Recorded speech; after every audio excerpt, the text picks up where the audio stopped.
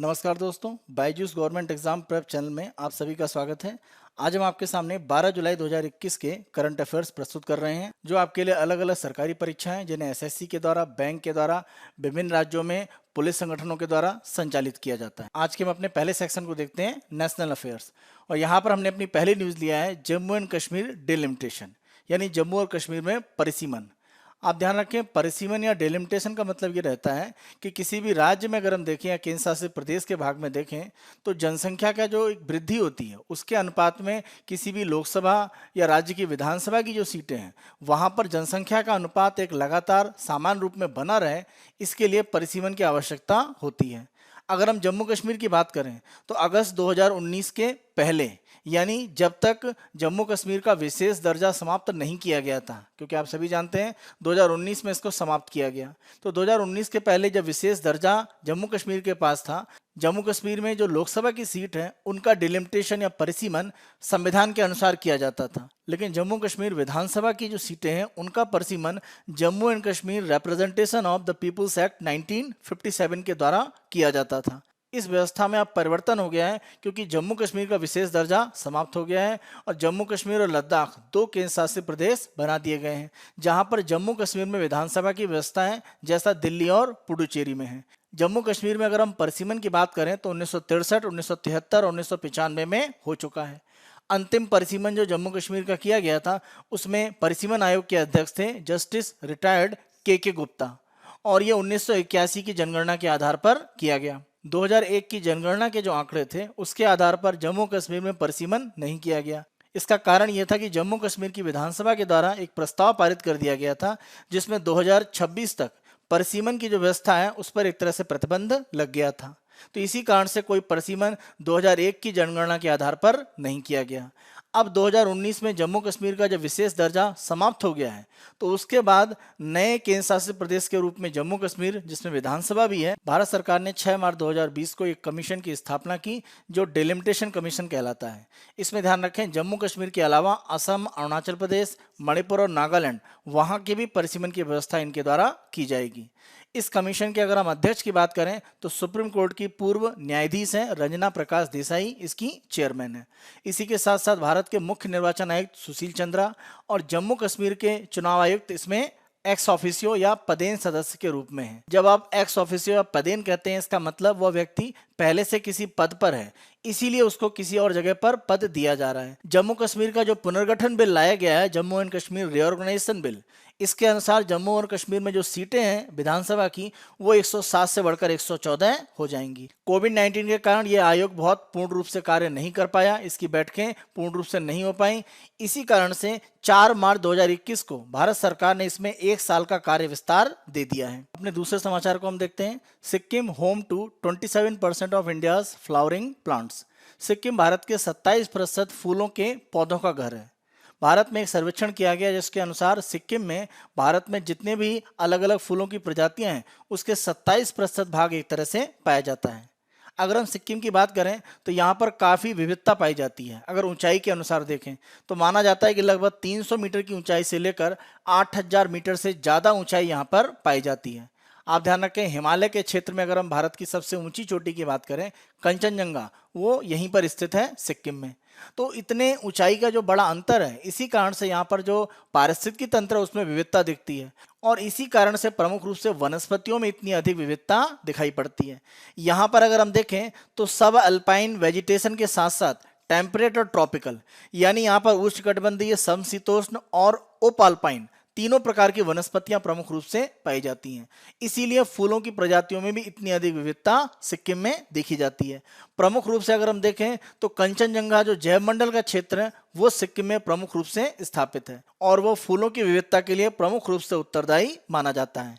अगर हम भारत में देखें तो कुल मिलाकर लगभग 18,004 प्रजातियां मानी गई हैं फूलों की, जिसमें से 27% केवल सिक्किम में ही पाई जाती हैं। पेड़ पौधों की अलग अलग जो प्रजातियां हैं उनके संरक्षण के लिए और उनका आकलन करने के लिए कि भारत के किस क्षेत्र में कौन सी वनस्पति पाई जाती है, यह कार्य प्रमुख रूप से बोटेनिकल सर्वे ऑफ इंडिया, भारतीय वनस्पति सर्वेक्षण के द्वारा किया जाता है। ध्यान रखें, भारत सरकार के ministry of environment, forest and climate change, यानी पर्यावरण, वन और जलवायु परिवर्तन मंत्रालय के अधीन कार्य करता है। इसकी स्थापना 1890 में की गई थी। मुख्यालय इसका कोलकाता में है और इसके साथ साथ इसके 11 क्षेत्रीय केंद्र हैं। इन 11 केंद्रों की अगर हम बात करें तो अंडमान और निकोबार क्षेत्रीय केंद्र पोर्ट ब्लेयर, शुष्क क्षेत्र क्षेत्रीय केंद्र जोधपुर, अरुणाचल प्रदेश क्षेत्रीय केंद्र ईटानगर, केंद्रीय क्षेत्रीय केंद्र इलाहाबाद, दक्कन क्षेत्रीय केंद्र हैदराबाद, पूर्वी क्षेत्रीय केंद्र शिलोंग, उत्तरी क्षेत्रीय केंद्र देहरादून, सिक्किम हिमालय क्षेत्रीय केंद्र गैंगटॉक, दक्षिणी क्षेत्रीय केंद्र कोयम्बटूर, पश्चिमी क्षेत्रीय केंद्र पुणे और लास्ट में high altitude western Himalayan regional centre, ये हिमाचल प्रदेश में सोलन में स्थित है। तो मुख्यालय के साथ साथ ये 11 क्षेत्रीय केंद्र हैं जो इसके संचालित किए जाते हैं। वित्तीय मामलों को हम देखते हैं। यहाँ पर भारत सरकार के द्वारा एलआईसी के चेयरमैन का जो पद है उसको समाप्त कर दिया गया है। ध्यान रखें, वर्तमान में एमआर कुमार एलआईसी के चेयरमैन हैं। यह पद इसलिए समाप्त किया गया है क्योंकि आप सभी ध्यान रखें कि एलआईसी का जल्द ही आईपीओ आने वाला है, यानी इनिशियल पब्लिक ऑफर, जिसके माध्यम से एलआईसी में जो हिस्सेदारी है उसको एक तरह से निजी क्षेत्र को बेची जाएगी। यानी हम और आप या सामान्य अन्य जो संस्थाएं या कंपनियां हैं वह एलआईसी में हिस्सेदारी खरीद सकती हैं। तो आईपीओ के माध्यम से एलआईसी का जो शेयर है वो सरकार बाजार में लाने वाली है। तो इसी कड़ी में हम देखें तो एलआईसी के चेयरमैन का पद को समाप्त करके एलआईसी और जो अन्य निजी कंपनियां हैं उनमें जो पेशेवर एक कार्य करने का व्यवहार है उसको सरकार समान करना चाहती है। यहाँ सरकार ने कहा है कि सीईओ और एमडी का जो पद है वो एक तरह से बना रहेगा। अगली न्यूज को देखते हैं हम, विस्टाडोम कोच। इस कोच के संदर्भ में देखें तो चर्चा काफी बढ़ी हुई है। कारण यह है कि भारत में रेल पर्यटन को बढ़ावा देने के लिए इन कोच को काफी महत्वपूर्ण माना जा रहा है। इन कोच को अगर आप देखें तो आप समझ सकते हैं कि पर्यटन के लिए कितने महत्वपूर्ण माने जाते हैं। तो सामान्य जो ट्रेन के डिब्बे हैं उनकी तुलना में ये अगर हम देखें तो यहाँ पर बाहरी जो आसपास का क्षेत्र है उसे देखने के लिए काफ़ी व्यवस्था बनाई गई है। इसी के साथ साथ जो भी चेयर की व्यवस्था है या साथ साथ यहाँ पर जो भी कैटरिंग की व्यवस्था है वो काफ़ी मजबूत रूप में रेलवे के द्वारा दी जा रही है। तो ये जो विस्टाडोम कोच हैं इनके माध्यम से रेल पर्यटन को बढ़ावा देने के लिए सरकार प्रयास कर रही है। आप ध्यान रखें, भारत में इस तरह का पहला विस्टाडोम कोच है। इसे रेल मंत्रालय के द्वारा विशाखापट्टनम और अराकू घाटी का जो ट्रेन का रूट है वहां पर सबसे पहले अप्रैल 2017 में प्रारंभ किया गया था। इसी के साथ साथ जो दूसरा विस्टाडोम कोच है उसको रेल मंत्रालय के द्वारा जन शताब्दी एक्सप्रेस जो मुंबई से गोवा के रूट पर चलती है उसमें एक तरह से स्थापित किया गया था। कोशिश ये थी कि पर्यटन को रेलवे के माध्यम से और ज्यादा बढ़ावा दिया जाए। इन विस्टाडोम कोच की अगर हम बात करें तो जो हमारा व्यू होता है यहाँ से देखने पर काफ़ी बड़ा होता है। इसी के साथ साथ रूफ टॉप इसमें ग्लास होते हैं। आप इमेज देख सकते हैं कि ये रूफ टॉप यहाँ पर ग्लास लगे हुए हैं। तो एक तरह से आप देखें तो लगभग आपका 360 व्यू हमको एक तरह से आसपास का मिलता है। इसमें प्रमुख रूप से 44 सीटें एक तरह से रखी जाती हैं और जो सीट है वो 180 डिग्री तक रोटेट कर सकती हैं। यहाँ पर वाईफाई के आधार पर पैसेंजर की जो इंफॉर्मेशन सिस्टम है वो भी एक तरह से स्थापित किया गया है। इन कोच में अगर हम देखें तो air suspension spring riding comfort technology का उपयोग किया गया है। इस टेक्नोलॉजी का उपयोग करने से रेल यात्रा में जो थकावट का अनुभव होता है वो न्यूनतम स्तर पर चला जाता है। इसी के साथ साथ ट्रेन के मूव करने पर जो वाइब्रेशन या कंपन एक तरह से आप अनुभव करते हैं वो इन कोच में सामान्यतः नहीं होते हैं। तो ये अन्य सामान्य कोचों की तुलना में इसमें एक प्रमुख विशेषता है। इन विस्टाडोम कोच की अगर हम बात करें तो इसे इंटीग्रल कोच फैक्ट्री चेन्नई के द्वारा विकसित किया गया है। प्रमुख रूप से ये जो कोच हैं उन्हें पश्चिमी देशों में चलने वाले एक कोच का जो प्रकार है जिसको हम एलएचबी बोलते हैं, यानी लिंक हॉफमैन बॉस प्लेटफॉर्म।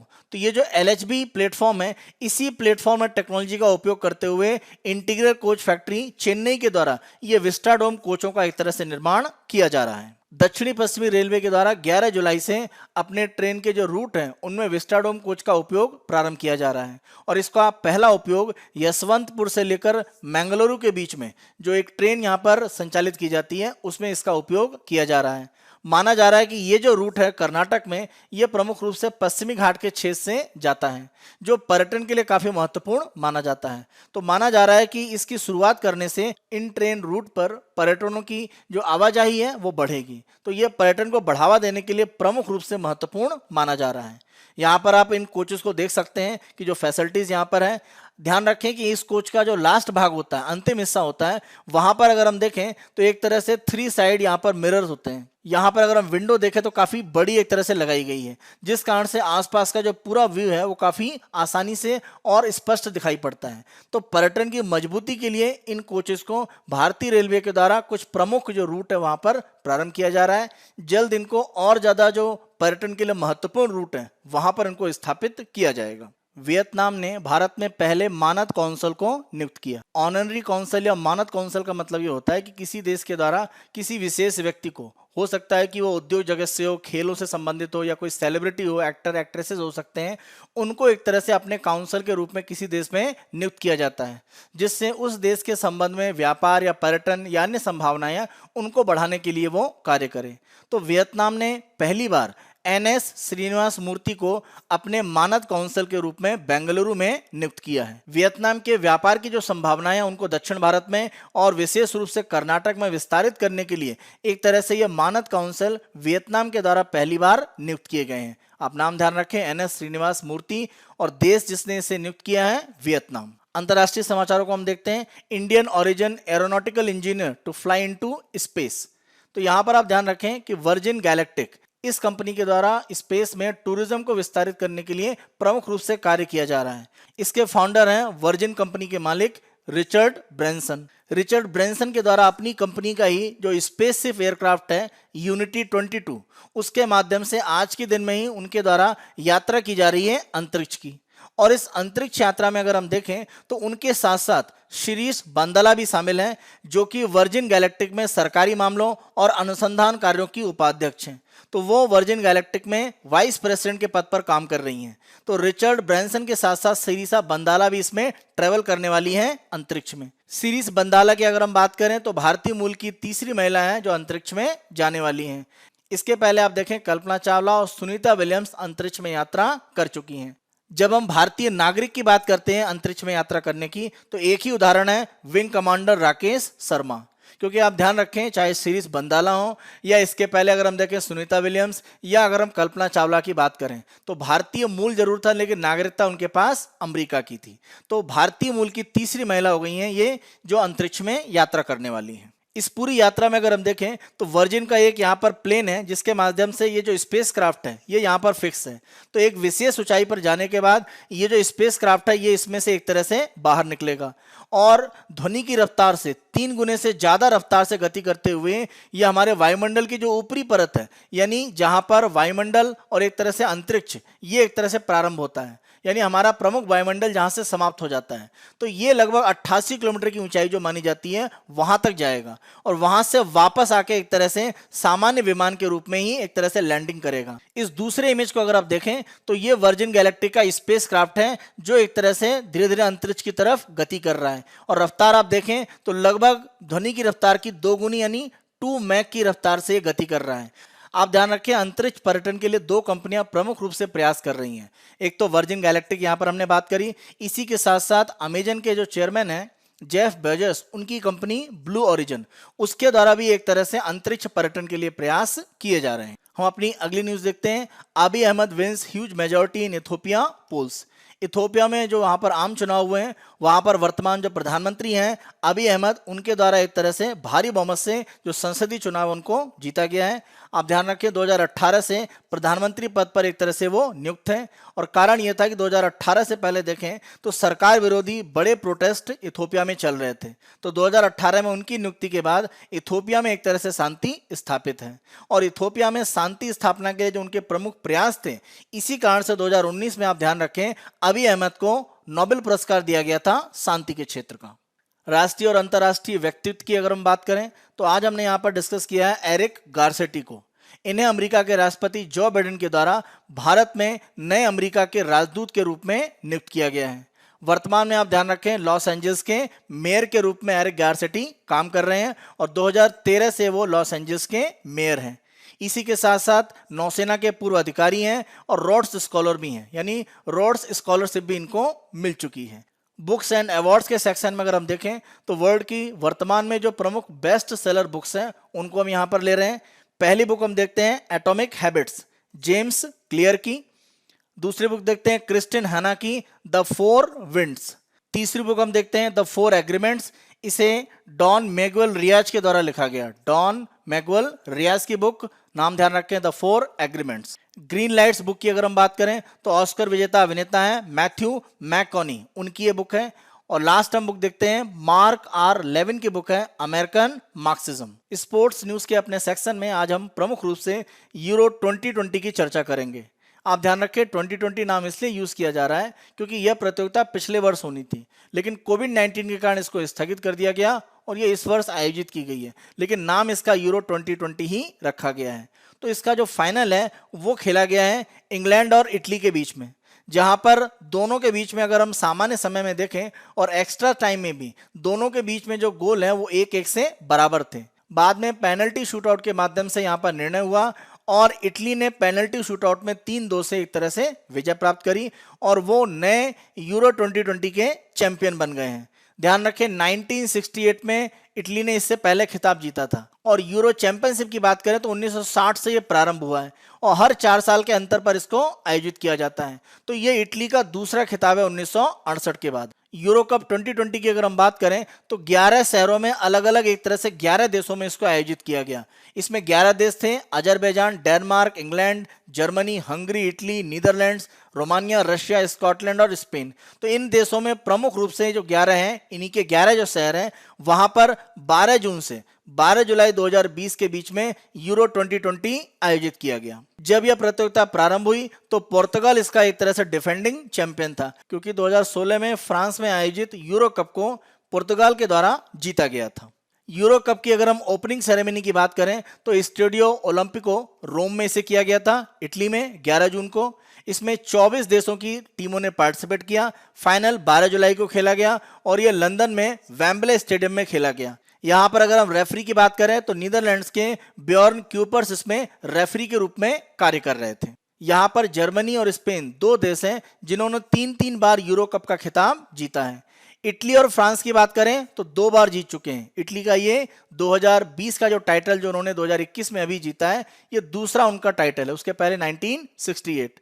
यहां पर आप ध्यान रखें कि यूरो 2020 का जो कप है उसको हेनरी डेलाउने कप कहा जाता है। इसका कारण यह है कि यूरोप में फुटबॉल की जो प्रमुख एसोसिएशन है, union of European football association UEFA, जिसकी तरफ से यह आयोजित किया जाता है प्रमुख रूप से, उसके पहले अध्यक्ष थे हेनरी डेलाउने। तो उन्हीं का एक तरह से विचार था कि यूरोप में इस तरह की फुटबॉल प्रतियोगिता आयोजित की जाए। यूएफा की अगर हम बात करें तो इसे 15 जून 1954 को स्विट्जरलैंड के बेसल शहर में स्थापित किया गया था। वर्तमान में 55 देश इसमें सदस्य हैं और हेनरी डेलाउने इसके पहले अध्यक्ष थे। तो उन्हीं की याद में जो यूरो कप होता है उसको हेनरी डेलाउने कप के नाम से भी जाना जाता है। वर्तमान में अगर हम देखें तो यूएफा का जो मुख्यालय है वो स्विट्जरलैंड के न्योन शहर में है। यूरो 2020 में दिए गए प्रमुख खिलाड़ियों को पुरस्कार हम देखते हैं। पहला गोल्डन बूट, यानी सबसे ज्यादा गोल करने का यहाँ पर पुरस्कार हम देखें तो पुर्तगाल के क्रिस्टियानो रोनाल्डो को दिया गया है। दूसरे नंबर पर आप देखें सिल्वर बूट, ये दिया गया है चेक रिपब्लिक के पैट्रिक स्किक को। रोनाल्डो और स्किक दोनों के द्वारा 5-5 गोल किए गए हैं, लेकिन रोनाल्डो ने 5 गोल करने के अलावा कुछ गोलों में सहायता भी एक तरह से दी है, उसमें सहायक भी रहे हैं। इसी कारण से गोल्डन बूट क्रिस्टियानो रोनाल्डो को दिया गया है। अगर हम गोल्डन बॉल की बात करें तो गोल्डन बॉल प्रमुख रूप से एक तरह से दिया जाता है बेस्ट गोलकीपर के लिए, और ये इटली के गोलकीपर हैं जियानलुगी डोनारुमा। जियानलुगी डोनारुमा को यह पुरस्कार दिया गया है गोल्डन बॉल का। और young player of the tournament, यानी युवा उभरता हुआ खिलाड़ी अगर हम यूरो 2020 में देखें तो स्पेन के पेड्री को यह पुरस्कार दिया गया है। और यह है यहाँ पर बेस्ट गोलकीपर यानी गोल्डन बॉल के विजेता जियानलुगी डोनारुमा, किस देश के? इटली के। स्पोर्ट्स में नेक्स्ट न्यूज हम देखते हैं विंबलडन 2021। यहां पर हम देखें तो पुरुषों का एकल खिताब सर्बिया के नोवाक जोकोविक ने जीत लिया है। उन्होंने इटली के मार्टो बैरेटिनी को यहां पर हराया और इसी जीत के साथ जोकोविक ने अपना 20वां ग्रैंड स्लैम खिताब भी जीत लिया है। वर्तमान में अगर हम देखें तो तीनों बड़े टेनिस खिलाड़ी रोजर फेडरर, राफेल नडाल और साथ साथ नोवाक जोकोविक, तीनों का ही जो ग्रैंड स्लैम उनकी संख्या हो गई है 20। रोजर फेडरर की अगर हम बात करें तो 20 ग्रैंड स्लैम में 6 ऑस्ट्रेलियन ओपन है, 1 फ्रेंच ओपन, 8 विंबलडन और 5 अमरीकी ओपन। राफेल नडाल की बात करें 1 Australian open, 13 French open, 2 Wimbledon और 4 यूएस ओपन। अगर नोवाक जोकोविक की बात करें तो 9 ऑस्ट्रेलियन ओपन है, 2 फ्रेंच ओपन, 6 विंबलडन और 3 यहां पर उन्होंने अमरीकी ओपन के खिताब जीते हैं। इस जीत के साथ अगर हम देखें तो 2021 में अब तक जितने भी ग्रैंड स्लैम हुए हैं, चाहे ऑस्ट्रेलियन ओपन हो, चाहे फ्रेंच ओपन की बात करें या विंबलडन, तीनों का खिताब वर्तमान में नोवाक जोकोविक के पास है। एक ही वर्ष में चारों ग्रैंड स्लैम जीतने का जोकोविक प्रयास करेंगे। अगर हम अभी तक टेनिस के इतिहास में देखें तो गोल्डन स्लैम की घटना एक बार हुई है और केवल एक खिलाड़ी के पास इसका रिकॉर्ड है। उसके अलावा कोई भी खिलाड़ी इसको पूरा नहीं कर पाया है। तो टेनिस में जब हम गोल्डन स्लैम की बात करते हैं तो इसका सिंपल सा मतलब है कि चारों ग्रैंड स्लैम के साथ साथ अगर उस वर्ष ओलंपिक भी आयोजित हो रहा है तो ओलंपिक में भी गोल्ड मेडल जीतना टेनिस में। वर्तमान में यह कारनामा गोल्डन स्लैम का केवल एक ही खिलाड़ी है, जर्मनी की स्टेफी ग्राफ, बाद में उन्होंने अमेरिका की नागरिकता भी ले ली, उनके द्वारा किया गया 1988 में। और उसी वर्ष आप ध्यान रखें तो सियोल में आयोजित किए जा रहे थे ओलंपिक खेल, तो उन्होंने चारों ग्रैंड स्लैम महिलाओं के एकल जीते और साथ साथ सियोल ओलंपिक में गोल्ड मेडल भी जीता था। तो गोल्डन स्लैम का एकमात्र अभी तक जो उदाहरण है वो स्टेफी ग्राफ के नाम से है। तो उस रिकॉर्ड को भी तोड़ने के लिए एक तरह से जोकोविक इस वर्ष प्रयास कर सकते हैं। समीर बनर्जी के द्वारा बॉयज सिंगल टाइटल यानी लड़कों की श्रेणी में एक तरह से जो विंबलडन का पुरस्कार है सिंगल्स का, वो उन्होंने जीता हुआ है। तो ध्यान रखें, अमेरिकी टेनिस खिलाड़ी हैं, भारतीय मूल के जरूर हैं, लेकिन अमेरिका की उनके पास नागरिकता है। इसी के साथ साथ एक रिकॉर्ड और आप देखें कि विंबलडन में जो वर्तमान पुरुषों का फाइनल खेला गया है 1877 जब से विंबलडन आयोजित किया जा रहा है, पहली बार है कि जो चेयर एम्पायर जो प्रमुख रूप से मैच को संचालित करती हैं वो किसी महिला को यहां पर एक तरह से नियुक्त किया गया है। यह कार्य किया है क्रोएशिया की 43 वर्षीय एम्पायर मारिजा सिसाक ने। करंट अफेयर्स के अगले सेक्शन को हम देखते हैं, let's talk about some important facts. तो यहां पर हम कुछ महत्वपूर्ण फैक्ट्स की चर्चा करते हैं। तो आज हम विश्व में जो सेंट्रल बैंक है उनकी चर्चा कर रहे हैं। जब हम सेंट्रल बैंक या केंद्रीय बैंक की बात करते हैं तो किसी देश में पूरे बैंकिंग तंत्र को नियंत्रित करने वाली जो संस्था होती है उसे उस देश में केंद्रीय बैंक कहा जाता है। जैसे ऑस्ट्रेलिया की अगर हम बात करें तो reserve bank of Australia, Bhutan में royal monetary authority of Bhutan, China में people's bank of China, Pakistan में state bank of Pakistan, Russia में bank of Russia, Saudi Arabia में Saudi Arabia monetary authority, Sweden में अगर हम देखें रिक्स बैंक। और ये महत्वपूर्ण है, आपको ध्यान रखना है, इसकी स्थापना 1668 में की गई थी और यह स्थापना स्वीडन की जो संसद है रिक्सडैग उसके द्वारा किया गया था। और आगे चलकर आप देखें तो 1867 में ये जो रिक्स बैंक है इसका नाम स्वेरिक्स रिक्स बैंक कर दिया गया। वर्तमान में अगर हम देखें तो दुनिया का सबसे पुराना सेंट्रल बैंक केंद्रीय बैंक है स्वीडन का रिक्स बैंक और ये स्वीडन की राजधानी स्टॉकहोम में स्थित है। इसी के साथ साथ स्विट्जरलैंड का सेंट्रल बैंक है स्विस नेशनल बैंक, यूके में बैंक ऑफ इंग्लैंड, यूएसए का फेडरल रिजर्व। एक और सेंट्रल बैंक की अगर हम बात करें यूरोपियन सेंट्रल बैंक। देखिए यूरोपियन सेंट्रल बैंक की अगर हम बात करें तो यूरोपीय संघ के जो देश हैं, यूरोपीय संघ में जो 27 देश हैं उनमें से 19 देश हैं जहां पर मुद्रा के रूप में अपनाया गया है किसको, यूरो को। यूरोपीय संघ के 19 देश जहां पर यूरो मुद्रा के रूप में संचालित होती है उन सभी 19 देशों के लिए जो केंद्रीय बैंक है वो यूरोपियन सेंट्रल बैंक है। यूरोपियन सेंट्रल बैंक की स्थापना एम्स्टर्डम संधि के माध्यम से 1 जून 1998 को की गई थी। वर्तमान में अगर हम देखें तो फ्रांस की क्रिस्टीना लोगार्ड इसकी अध्यक्ष हैं और इसका मुख्यालय अगर हम देखें तो जर्मनी के शहर फ्रैंकफर्ट में स्थित है। आज की चर्चा के आधार पर जो प्रैक्टिस क्वेश्चन है उनको हम देखते हैं। पहला क्वेश्चन हम देखते हैं, at present Jammu and Kashmir delimitation is done under which provision? First Indian constitution, second Jammu and Kashmir representation of the people's act 1957, both A and B, और D none of the above. भारतीय संविधान, जम्मू और कश्मीर लोक प्रतिनिधित्व अधिनियम 1957, ए और बी दोनों, डी इनमें से कोई भी नहीं। दूसरा, botanical survey of India has regional centres. भारतीय वानस्पतिक सर्वेक्षण के क्षेत्रीय केंद्र हैं, आपको संख्या बतानी है 10, 11, 12 या 9। तीसरा, on which route first vistadome coach was commission by the ministry of railways? Rail मंत्रालय द्वारा पहले विस्टाडोम कोच को किस रूट पर चालू किया गया था? विशाखापट्टनम आरोक्यू वैली, यशवंतपुर बैंगलोर, मुंबई गोवा या Darjeeling mountain railway? How many Indian origin persons have travelled in space? कितने भारतीय मूल के व्यक्तियों ने अंतरिक्ष में यात्रा की है? 3, 4, 5 या 6? Who is the writer of book atomic habits? Atomic habits पुस्तक के लेखक कौन है? जेम्स क्लियर, क्रिस्टीना हना, सलमान रश्दी या Antoine Gustave? For euro 2020 which is not correctly matched? Euro 2020 के लिए जो सही सुमेलित नहीं है। फर्स्ट पॉइंट देखते हैं, golden boot Raheem Sterling England, silver boot Patrick Schick चेक Republic, C golden ball Gianluigi Donnarumma Italy, और डी देखते हैं young player of the tournament Pedri Spain. तो यहां आपको बताना है कौन सा सही सुमेलित नहीं है जो यूरो 2020 में पुरस्कार दिए गए हैं। सातवां, which country has won maximum euro cup title, किस देश ने सर्वाधिक यूरो कप खिताब जीता है? France, Italy, Germany, Portugal. Which player is not joint highest number of grand slam winner, कौन सा खिलाड़ी संयुक्त रूप से सबसे अधिक ग्रैंड स्लैम विजेता नहीं है?